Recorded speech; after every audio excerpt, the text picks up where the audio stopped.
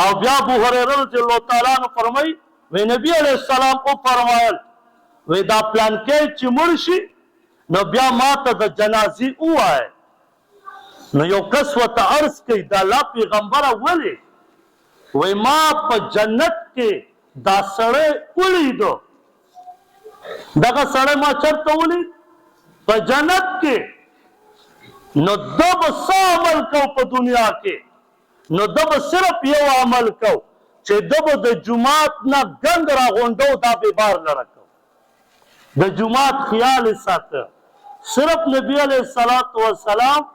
د جمعات په خیال باندې چې هغه د جمعات صفائی کوله نبی علیہ السلام په میدا سره ما چرته لیدلو په جنت مسلمان ګوره معمولی خبره ده او سړی په چرته سي جنت ته پیږي افسوس دا دی